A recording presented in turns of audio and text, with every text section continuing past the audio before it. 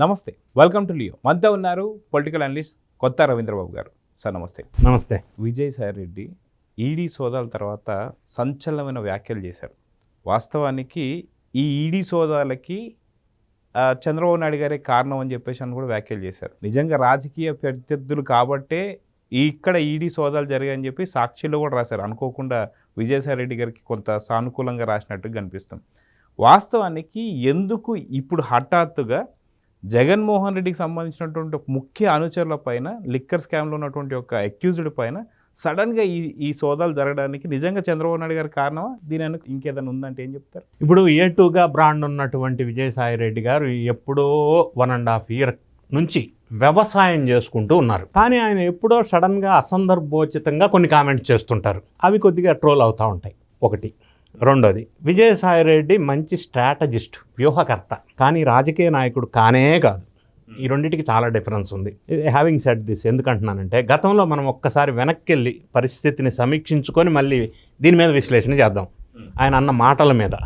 ఇప్పుడు గతంలో కాకినాడ సీపోర్ట్ వ్యవహారం విషయంలో దర్యాప్తు సంస్థలు విచారణకి పిలిస్తే విజయసాయి రెడ్డి విచారణకి వెళ్ళాడు. విచారణ నుంచి బయటకు వచ్చిన తర్వాత ప్రెస్ మీడియా ముందు ఆ సబ్జెక్ట్ మాట్లాడాలి కదా. అనూహ్యంగా ఎవరూ ఊహించని విధంగా అప్పట్లో ఆంధ్రప్రదేశ్లో లిక్కర్ స్కామ్ జరిగిందా లేదా, జరిగితే ఎవరు చేశారు, ఎట్లా జరిగింది అనే చర్చ జరుగుతూ ఉంటే లిక్కర్ స్కామ్లో కర్త కర్మ క్రియ రాజకేశిరెడ్డి అని ఒక కొత్త పేరు వెలుగులోకి తీసుకొచ్చి చెప్పింది ఆయనే.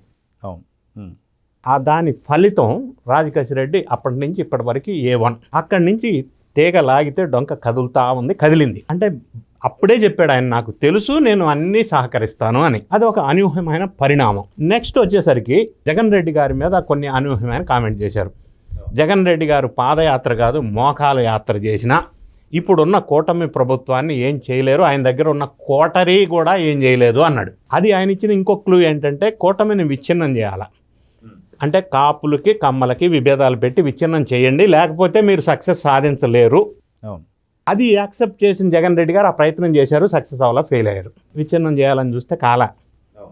సరే, ఈ బ్యాక్గ్రౌండ్ నేపథ్యంలో నిన్న సడన్గా ఎన్ఫోర్స్మెంట్ డైరెక్టరేట్ వాళ్ళు లిక్కర్ స్కామ్లో అక్యూజ్డ్గా ఉన్న అందరి ఇళ్లల్లో ఈడీ వాళ్ళు సోదాలు చేశారు. As a matter of fact ఏంటంటే, గతంలో కూడా స్పెషల్ ఇన్వెస్టిగేషన్ టీం వాళ్ళు సోదాలు చేశారు. కీలకమైన హార్డ్ డిస్క్లు, ల్యాప్టాప్స్, అంటే డాక్యుమెంట్స్ వాళ్ళ సంస్థల్లోనూ ఇళ్లల్లోనూ సీజ్ చేశారు.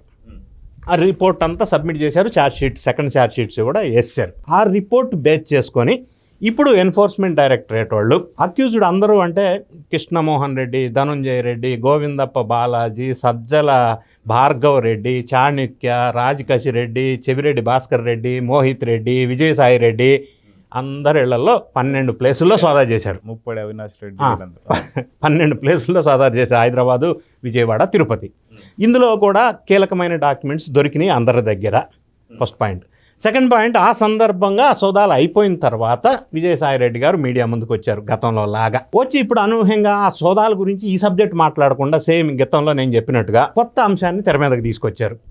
ఒకటి, ఈడీ వాళ్ళ సోదాలు చంద్రబాబు నాయుడు గారు చేపించారు. ఎన్ఫోర్స్మెంట్ డైరెక్టరేట్కి స్టేట్ చీఫ్ మినిస్టర్కి సంబంధం ఏంటి? In what way he's connected in this issue?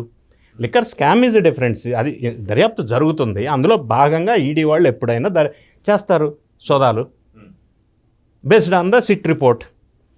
రెండో అంశం, కొత్త పార్టీ పెట్టబోతున్నాను జూలైలో, కొత్త టీవీ ఛానల్ పెట్టబోతున్నాను జూలైలో. అది ఆ రోజు ఆ పాయింట్ ఆఫ్ టైంలో ఎందుకు చెప్పాల్సిన అవసరం వచ్చిందో తెలియదు. అంటే సునిశ్చితంగా గమనిస్తే ఒక ఫ్రస్ట్రేషన్లో ఉన్నారు ఆయన. ఆ ఫ్రస్ట్రేషన్ ఏంది, కొత్త పార్టీ ఎందుకు పెట్టాలనుకుని అనౌన్స్ చేశాడంటే అది వ్యూహాత్మకమైన అనౌన్స్మెంట్ జగన్ రెడ్డి గారిని టార్గెట్ చేస్తూ. ఇది ఒక సపరేట్ విశ్లేషణ. సో ఇప్పుడు ప్రధానంగా క్వశ్చన్ ఏంటంటే, ఎన్ఫోర్స్మెంట్ డైరెక్టరేటు నిన్నే ఎందుకు సోదాలు చేశారు? నిన్నే జగన్ రెడ్డి గారు విదేశాలు ఎందుకు వెళ్ళిపోయారు? మరి ఇది కోఇన్సిడెన్సా, కాకతాళీయమా, లేదా కావాలని జరిగిందా? ఈ బ్యాక్గ్రౌండ్ ఇక్కడ ఇలా పెట్టేస్తే ఇప్పటి వరకు మనం అందరూ అనుకుంటుంది ఏంటంటే, ఎవరు ఎన్నిసార్లు వీడియోస్ ఎక్కడ చెప్పినా జగన్ రెడ్డి గారు అంతిమ లబ్ధిదారుడు లిక్కర్ స్కామ్లో అని అందరూ అంటున్నారు. అంటే సిట్ వాళ్ళు సబ్మిట్ చేసిన ఛార్జ్ షీట్లో కూడా ఆయన ప్రస్తావన పేరు వచ్చింది. ఇంకేముంది, ఈయన అరెస్ట్ చేస్తారు అని అనుకుంటున్నారు, కానీ అది జరగట్లే. ఎందుకు అంటే దర్యాప్తు సంస్థలు కానీ ఎన్డీఏ ప్రభుత్వం కానీ చంద్రబాబు నాయుడు గారు కానీ ఇంటెన్షన్ ఏంటంటే వీళ్ళని అరెస్ట్ చేయటం అనేది లక్ష్యం కాదు, ఈ స్కామ్ని బయటికి వెలుగు తీయటం, అందులో ఎవరుంటే వాళ్ళ నిందితుల్ని అప్రాప్రియేట్ సెక్షన్స్ ప్రకారంగా శిక్ష పడేటట్టు చేయటం, ఇది సంకల్పం. కాబట్టి అరెస్ట్ చేయటమే అనేది అంటే వచ్చి 2 సంవత్సరాలు అయింది, ఎంతోమందిని ఎప్పుడో అరెస్ట్ చేసి ఉండొచ్చు. విజయసాయిరెడ్డి అన్నట్టు ఈడీని చంద్రబాబు నాయుడు గారు ఇప్పుడే ఎందుకు పంపించాలా? అధికారంలోకి వచ్చి 2 సంవత్సరాలు అయింది, అందరిని ఎప్పుడు అందరి ఇళ్ళలో సోదా చేసి అందరిని ఎప్పుడు అరెస్ట్ చేసి ఉండొచ్చు కదా, అలా జరగలేదే.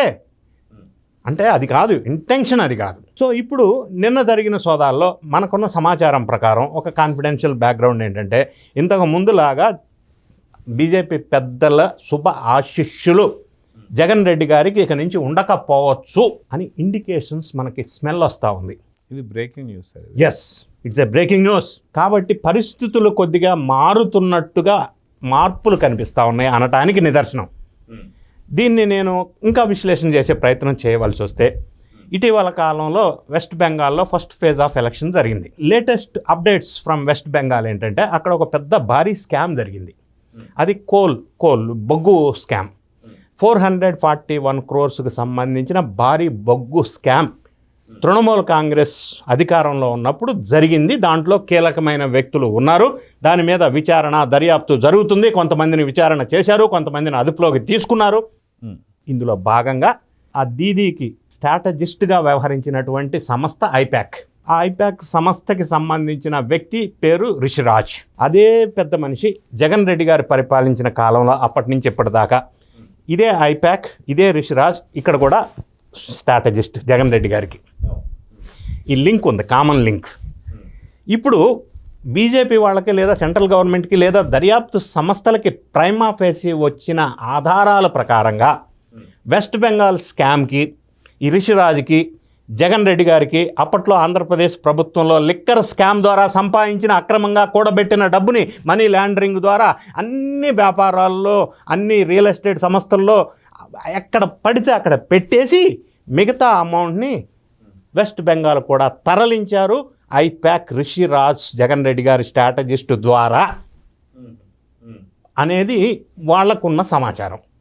సో దీన్ని నిగ్గు తేల్చడం కోసం నిన్న ఎన్ఫోర్స్మెంట్ డైరెక్టరేట్ వాళ్ళు లిక్కర్ స్కామ్లో అక్యూజ్డ్గా ఉన్న అందరి ఇళ్లలోనూ ఆఫీసుల్లోనూ సోదాలు చేశారు. నెక్స్ట్ రాబోయే సోదా జరిగేది ఈ ప్రధానంగా ఎవరైతే అలిగేషన్స్ వస్తున్నాయో రిషిరాజ్ ఐపాక్ టీమ్, ఆయన్ని కూడా ఆంధ్రప్రదేశ్కి సంబంధించిన ఆఫీసెస్, ఆయన వ్యవస్థలన్నింటిని కూడా సోదా చేసే అవకాశం ఉంది. నెంబర్ 1. ఇందులో ప్రాథమికంగా ఏదన్నా లింకు కనుక బయట పడితే, ఇప్పుడు సాయిరెడ్డి గారు ఎందుకు అంత ఫ్రస్ట్రేషన్ అవుతున్నారు, అక్కడ కొన్ని డాక్యుమెంట్స్ దొరికినాయి, దానికి దీనికి లింకప్ చేస్తే ఇక్కడ ఈయన్ని కూడా సోదా చేస్తే, మరి ఇక్కడ ఆంధ్రప్రదేశ్లో లిక్కర్ ద్వారా వచ్చిన సొమ్ముని అటు డైవర్ట్ చేశారు. ఆ స్కామ్కి, కోల్ స్కామ్కి, ఈ లిక్కర్ స్కామ్కి లింక్ ఉంది. అక్కడ ఐపాక్కి, ఇక్కడ ఐపాక్ వ్యక్తి ద్వారా ఈ లింక్ ఎస్టాబ్లిష్ అయింది. దీని వెనక అప్పట్లో ఆంధ్రప్రదేశ్లో ముఖ్యమంత్రిగా ఉన్నటువంటి వైఎస్ జగన్ రెడ్డి గారు ప్రభావం ఉంది, ఇన్ఫ్లుయెన్స్ ఉంది, సపోర్ట్ ఉంది, ఇన్వాల్వ్మెంట్ ఉంది అనేది ఇప్పుడు తేలబోతుంది. ఈ ఎన్ఫోర్స్మెంట్ డైరెక్టరేట్ సోదాల వల్ల, దర్యాప్తు వల్ల, ఈ సెర్చింగ్ వ్యవహారాల వల్ల అది జరిగితే నెక్స్ట్ ఐపాక్ టీమ్ ఇక్కడ ఆంధ్రప్రదేశ్లో సోదా, తర్వాత జగన్ రెడ్డి గారు తాడేపల్లి ప్యాలెస్లో సోదా. ఈ మాట ఎందుకు అంటున్నానంటే, గతంలోనే సిట్టు వాళ్ళు గోవిందప్పన్ బాలాజీ భారతీ సంస్థల్లో డైరెక్టర్ కాబట్టి అప్పట్లోనే భారతీ సంబంధించిన ఆఫీసెస్లో సోదా చేశారు. కొన్ని కీలకమైన హార్డ్ డిస్క్ స్వాధీనం చేసుకున్నారు. అక్కడ కొంత సమాచారం ఉంది. సో ఇప్పుడు మరి దానికి ఎక్స్టెన్షన్ ఆఫ్ ఇన్వెస్టిగేషన్ భాగంగా ఈయన మళ్ళీ మిగతా సోదాలు కూడా నిర్వహిస్తే, ఏదన్నా డాక్యుమెంటరీ సపోర్టింగ్ ఎవిడెన్సెస్ కనుక ఎస్టాబ్లిష్ అయితే జగన్ రెడ్డి గారు తాడేపల్లి ప్యాలెస్కి ముప్పు ఉందనేది వాస్తవం. అయితే ఇక్కడ నేను ఇంకో క్లారిటీ ఏమి ఇవ్వాలనుకుంటున్నా అంటే, ఈ పరిస్థితి ఏర్పడబోతుంది, ఈయనకి ముప్పు వాటిల్లబోతుంది, బీజేపీ వాళ్ళ శుభాశిష్యులు తగ్గిపోని ఈ డైరెక్టరేట్ ఎన్ఫోర్స్మెంటు, విచారణ, సీజరు, సెర్చింగ్లో ఈయన పేరు వస్తుంది, విచారణకు వస్తారు, ఈయన పిలుస్తారు అని ఊహించి ఈయన విదేశీ పర్యటన పెట్టుకున్నాడు అని నేను అనను. కానీ ఇది కాకతాళీయమో, కోయిన్సిడెన్సో, లేకపోతే తెలిసి జరిగిందో కానీ ఆయన విదేశాలకు వెళ్ళటం జరిగింది. 20 రోజుల దాకా రాడు. సో నెక్స్ట్ మరి ఒకవేళ ఆయన తిరిగి వస్తే ఈ నెక్స్ట్ స్టెప్లో భాగంగా ఈ సోదాలు జరిగితే ఈ వెస్ట్ బెంగాల్ కోల్ స్కాము ఇక్కడ ఆంధ్రప్రదేశ్ లిక్కర్ స్కామ్కి లింకు దొరికితే జగన్ రెడ్డి గారు అంతిమ లబ్ధిదారుడు అని తేలితే ఈ ఒక్క స్కామే కాదు దానికి కూడా లింకప్ అయితే ఇంకెవరు కాపాడే పరిస్థితి ఉండదు. ఎందుకంటే అది enforcement directorate, not state level SIT. ఇది గమనించాల్సిన అంశం. ఎన్ఫోర్స్మెంట్ డైరెక్టరేట్ ఒక్కసారి నజర పెడితే అక్కడి నుంచి తప్పించుకోవడం చాలా కష్టం, సాధ్యమే కాదు. అందుకని ఇక్కడ ప్యాలెస్కి సంబంధించిన కొంతమంది వ్యక్తులు భయపడుతున్నారు. అదే ఫ్రస్ట్రేషన్ విజయసాయిరెడ్డిలో నిన్న స్టేట్మెంట్లో కనిపించింది అనేది నాకు అనిపించింది. సార్ నాకు ఒక చిన్న డౌట్ ఉంది సార్. ఏంటంటే జగన్మోహన్ రెడ్డి విదేశాలకి పారిపోవడం ఒకటి, అదేవిధంగా ఇప్పుడు విజయసాయిరెడ్డి చంద్రబాబు నాయుడు వల్లే ఇదంతా సోదాలు జరుగుతున్నాయని చెప్పేసి అన్న పాయింట్ అయితే తప్పు అనేది మనకి ఇప్పుడు అర్థమైంది మీరు చెప్పిన పాయింట్లలో. ఖచ్చితంగా ఇది ఏపీ లిక్కర్ స్కామ్కి సంబంధించి కాదు, బెంగాల్ కోల్ స్కామ్కి సంబంధించి అని చెప్పి అర్థమైంది.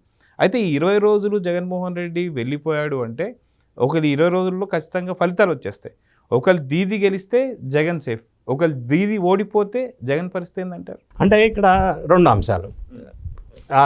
వెస్ట్ బెంగాల్లో టీఎంసీ గెలిచినా ఎన్డీఏ గెలిచినా ఈడీ, ఇది ED, it is not under the purview of the state government. అక్కడ ఎవరు గెలిచినా ఇది కొనసాగింపు కానే ఉంటుంది, ఇది ఆగదు. ఓకే, జగన్ ముప్పు తప్పదు అంట. తప్పదు. అక్కడ దీదీ గెలిచినా ఎన్డీఏ గెలిచినా ఇది సెంట్రల్ ఆధీనంలో ఉన్నటువంటి ఎన్ఫోర్స్మెంట్ డైరెక్టరేట్. ఈ స్కామ్ నిగ్గు తేల్చే పరిస్థితిలోనే ఉంది, తేల్చే అవకాశం ఉంది. ఇది ఇప్పటివరకు మనం లిక్కర్ స్కామ్లో జగన్ రెడ్డి గారు అంతిమ లబ్ధిదారుడు అరెస్ట్ అనుకుంటున్నాం. ఇది అంతకు మించి అని చెప్పవచ్చు రాబోయే రోజుల్లో. సో చూద్దాం సార్, ఖచ్చితంగా మీ విశ్లేషణ చాలా క్లారిటీ ఇచ్చేసింది. ఏపీ లిక్కర్ స్కామ్కి కావచ్చు, చంద్రబాబు నాయుడు గారికి ఎటువంటి సంబంధం లేదని ఏదైతే విజయసాయిరెడ్డి చెప్తున్నటువంటి మాటలు జగన్ నోటి నుంచి వచ్చినటువంటి మాటలు అని మనకు అనిపిస్తున్నాయి. సో చూద్దాం సార్ ఏం జరగబోతుందో. నమస్తే. నమస్తే. Please subscribe to Leo News for more videos.